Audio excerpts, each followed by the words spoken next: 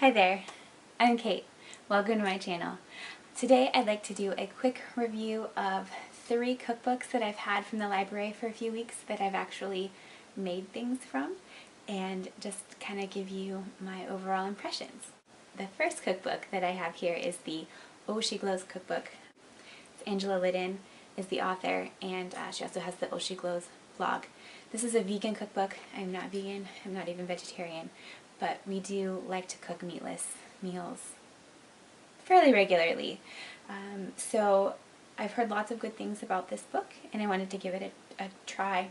I've made 2 things from this book so far, and I have 1 more meal from this book planned on our menu plan before it's due back to the library this week. The first thing that we made is, if you can see the picture here, this is the soul-soothing African peanut stew, and that was delicious. It was really, really good. I made it several weeks ago, and it was right before my husband was leaving to go out of town, and so I still have quite a bit of it in the freezer since there was only one of me eating it, and I'm excited to break that out in a few weeks and finish it off. It was really easy to follow the recipe, and it came together pretty quickly, considering that there's quite a lengthy ingredients list, but it didn't take that long to cook, and it came out really well. So I would definitely recommend that. The next thing that I made was just last night, and it was the 15-minute creamy avocado pasta. 15-minute creamy avocado pasta. And I will admit that I did not follow the recipe spot on, and that definitely impacted the outcome. So I added some extra garlic because that's what I typically do for recipes. Usually it says 1 or 2 cloves, and that's never really enough, so I added an extra clove, and it turns out that that was way too much garlic. So it was very overpowering.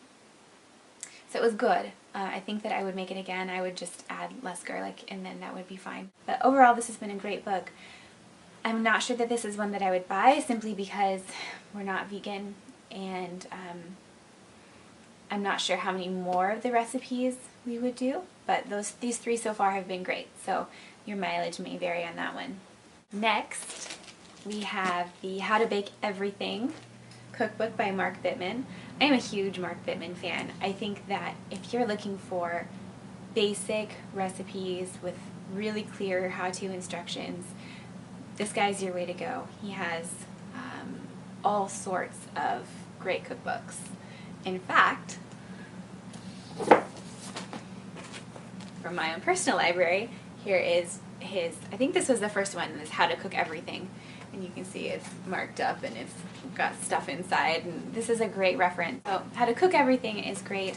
How to Bake Everything is just like it sounds, it's everything baking. It's like a lot of his cookbooks. There's a lot of basics. There's gives you the framework from which you can add new and interesting flavor combinations if that's what you would like to do.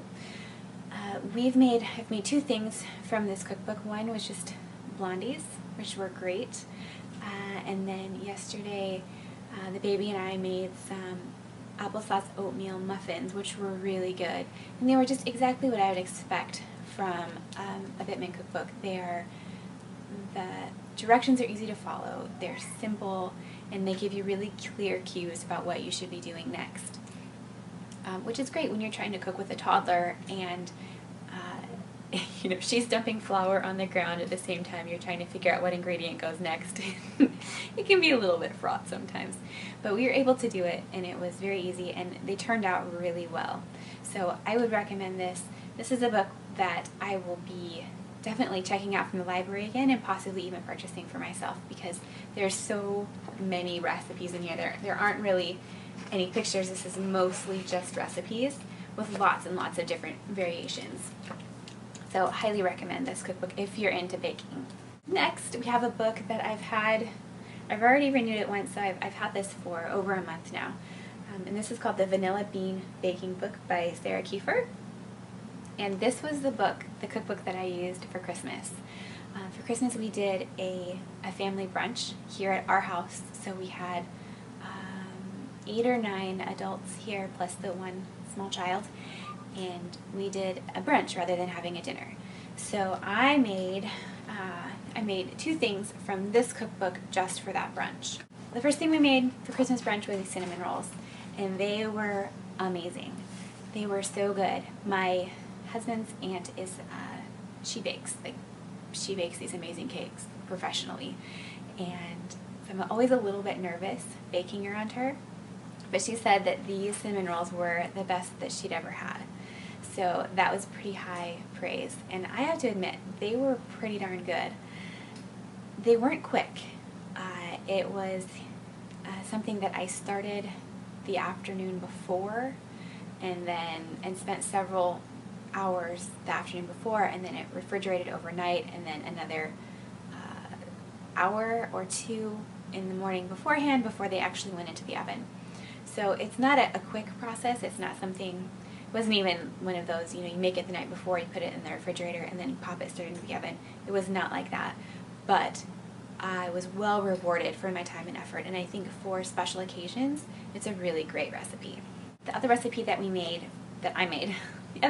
I made for Christmas was the spice cookies with a coffee glaze. And I have to admit, I didn't even ever taste these cookies because by the time that it was cookie time on Christmas, I was sweetsed out. I did not want anything else sweet. So I didn't eat them, but there were very good reviews from these as well. They're like a molasses cookie, so they have the spice of a molasses cookie, just without the molasses, and then there was a glazing over the top that was like a sweet coffee glaze. So they were very good. They were very easy to make. This is a book, so I've already renewed it once from the library. This is a book that I will be purchasing, I do believe, so I can make many more of the wonderful things in this book. Thanks so much for watching. If you have any questions about these cookbooks, or if you've made anything from them and that I should try, please let me know in the comments down below. It's been so great talking to you. I'll see you later.